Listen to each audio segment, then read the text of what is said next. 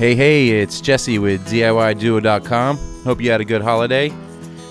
Today we're going to bring in the new year with an update on Brody's knee injury. I'll give you a week 4 update, tell you about our stressful road trip for Brody. We had to move, so we were on the road a lot. We had a major setback right after Christmas that I'll talk about where he injured his right leg again. Then I'm going to end with some thoughts about moving forward and some information on supplements that we're giving Brody. All right, let's go ahead and get into it. Here he is on the 17th. As you can see, he's getting around really nicely. Both legs are a little stiff, but here he's looking at his pond. We're actually moving in a couple days from here. It's the 17th. I think in 3 days we ended up leaving. We sold our cabin, and he used to swim in that pond all day. So he's looking down there like he wants to go in one last time. Unfortunately, with his legs and us moving, he's not going to be able to swim in that pond again. Here we are on the 20th, and we're still at the cabin. And as you can see, we're not using the blanket harness anymore because he's getting around nicely. We're really happy with his progress. I will say there is still, you can tell his legs are fragile, so we're not super comfortable. But he is getting around. He's wagging his tail, and he doesn't seem very depressed. We are giving him Novox, the pain pills, once every 12 hours at the most. But sometimes we just totally skip it because he seems like he doesn't need it at all. When we moved, we had to drive 3.5 hours the first day, got a hotel, drove three hours the second day. In order to get him into the vehicle, we bought this ramp. It's a telescopic ramp, but he needed practice time, so we didn't end up using it, and I would pick him up to put him into the vehicle. I would just put my arm under his backside and then lift his back end. We actually drove in my 4Runner, and it seemed like he was able to keep his balance in the 4Runner better for some reason than the Matrix. You'll see later that when we did take him for a ride after Christmas, he did hurt himself. Here we are on the 24th, the day before Christmas. We are now at our destination after our road trip. And he's still doing really good. He's getting around. We're using the harness, to get up big steps because there's a couple big steps in the place that we're staying right now. But all in all, we're happy with his progress. Here you can see I'm still picking him up, trying to get him comfortable. And you can see he's still a little stiff, but he's getting around. And he's getting his leg up there. You see he had to put his leg back down and then up. But all in all, at this point we were really happy with his progress. Here he jumps up by himself, and I don't like to let him do that because his back legs hit the step when he does that. But he's a very charge ahead dog, and sometimes it's hard to get him to let you, guide him, let you lead him. Then I noticed too at one point our neighbors had 2 puppies sitting there staring at us. They were sitting up there watching us as we were doing our yard walks and stuff. Here he wants to go outside, and I let him get ahead of me, and he ran right out the dog door, which there's a step down like that, and that's a big risky move for him. But, like I said, he sometimes he doesn't allow other people to lead him, and he just charges ahead. So what are you going to do? But you can see he's still getting around pretty good, and he's we did give him a pain pill on the 24th at 9 in the morning, I think it was. Here we are on Christmas morning, both him and Opal. He's back in the left, Opal's on the right.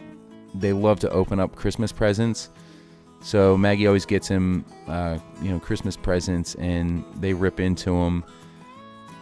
But you can see he's having a good time. This is actually, I believe, the day he hurt his leg again. But it's not till later. He's got his presents. It's a little dark video. Sorry about that.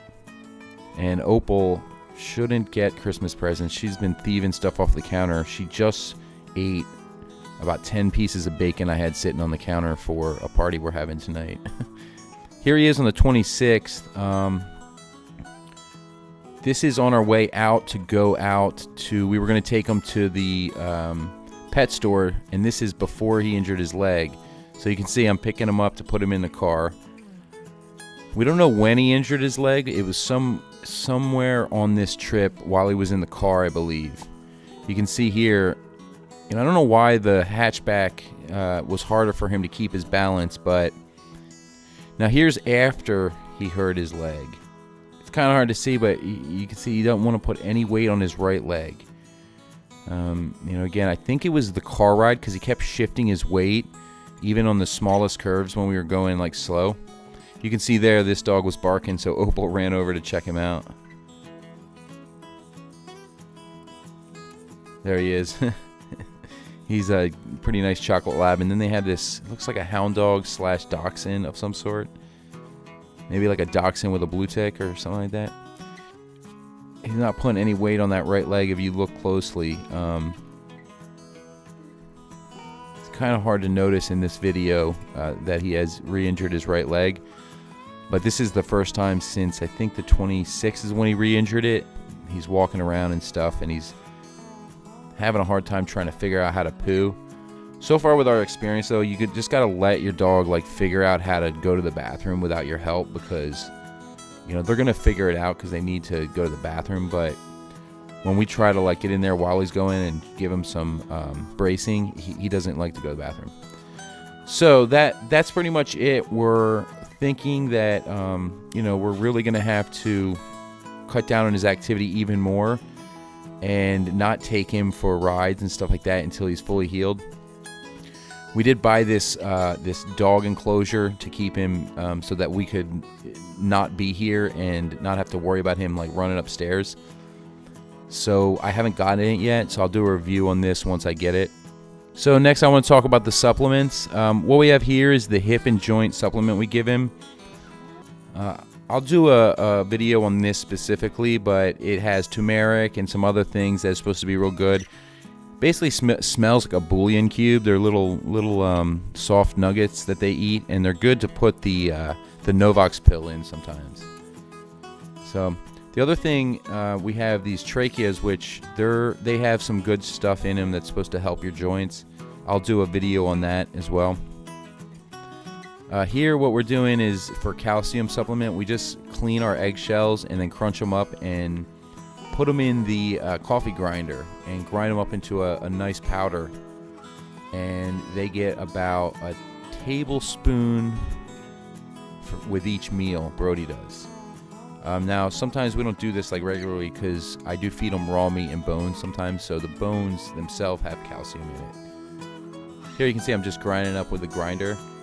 Smells like it smells like when you go to the dentist and they drill your teeth. If anybody has ever had that happen, you can smell the tooth material burning. That's exactly what this smells like to me.